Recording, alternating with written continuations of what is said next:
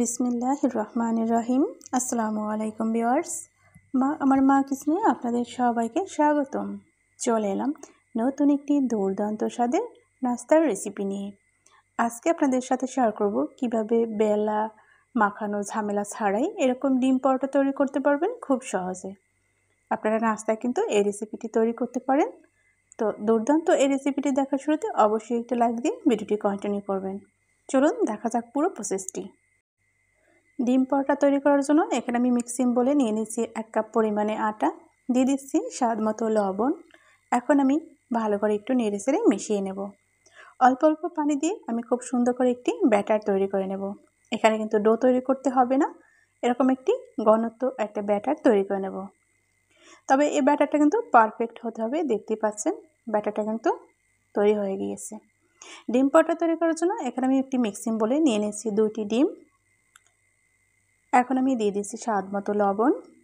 এরপর আমি দিয়ে দিচ্ছি এখানে 2টি পেঁয়াজ কুচি, দিয়ে দিচ্ছি 4 থেকে 5টি কাঁচা ঝাল কুচি, দিয়ে দিচ্ছি কিছুটা ধনিয়া পাতা কুচি। এখন আমি দিয়ে দিচ্ছি এখানে ম্যাগি মশলা 1/2 চামচ পরিমাণে। খুব সুন্দর করে নেড়েচেড়ে আমি মিক্সড করে নিচ্ছি। যখন ডিমটা ফেটানো হয়ে যাবে ঠিক ওই মুহূর্তে আমি ডিম পরোটা তৈরি করার জন্য চুলায় একটি প্যান বসিয়ে দিয়ে গরম করে নিয়েছি 1 মিনিটের মতো। এরপর আমি 2 চামচ পরিমাণে এখানে আমি দিয়ে দিচ্ছি ব্যাটার, যেটা আমি তৈরি করেছিলাম। তো দেখতেই পাচ্ছেন 30 সেকেন্ড পর কিন্তু ব্যাটারটা খুব সুন্দর একটা রুটির শেপ নিয়েছে। আমি উপর থেকে 1 চামচ পরিমাণে সয়াবিন তেল খুব সুন্দর করে দিয়ে ব্রাশ করে নিচ্ছি। যখন একটু ফুলতে শুরু করবে ঠিক ওই মুহূর্তে আমি কিন্তু এই পরোটাটা উল্টিয়ে দিচ্ছি। আমি উপর দিয়ে আবার একটু তেল দিয়ে ভালো করে ব্রাশ দিয়ে এটাকে দিয়ে দিচ্ছি। যখন আমার পরোটাটা হয়ে গেছে তখন আমি উঠিয়ে নিচ্ছি। ওই একই তেলের মধ্যে আমি দিয়ে দিচ্ছি ডিমের যে ব্যাটারটা বানিয়েছিলাম ঠিক ওটা। ঢাকনা দিয়ে একটু সময়ের জন্য ঢেকে রেখেছিলাম। দেখতে পাচ্ছেন ঢাকনাটা সরিয়ে দিয়েছি। ডিমটা কিন্তু খুব সুন্দর হয়ে গিয়েছে এক সাইড। এখন উপরে আমি দিয়ে দেব যে পরোটাটা আমি তৈরি করেছিলাম ওইটা দিয়ে দিচ্ছি।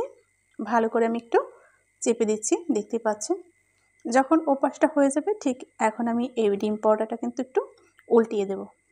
দেখতে পাচ্ছেন আমি খুব সহজেই কিন্তু ডিম পরোটাটা উল্টিয়ে নিয়েছি।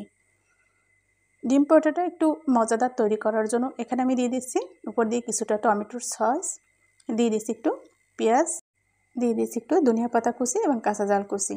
এরপর উপর দিয়ে আবারও টমেটোর সস দিয়ে দিচ্ছি খুব সুন্দর করে। এরপর আমি খুব সুন্দর করে এটাকে একটু ফোল্ড করে নিচ্ছি, দেখতে যাতে খুব বেশি সুন্দর দেখা যায়। তো তৈরি হয়ে গেল ঝটপট কিন্তু ডিম পরোটা। আপনারা যদি ডিম পরোটা তৈরি করতে চান এভাবে কিন্তু খুব সহজে মজাদার ডিম পরোটা তৈরি করতে পারেন। ডিম পরোটাটা তৈরি হয়ে গেছে তখন আমি উঠিয়ে ছুরি দিয়ে খুব সুন্দর করে আমি এটাকে সাইজ মতো কেটে নিচ্ছি।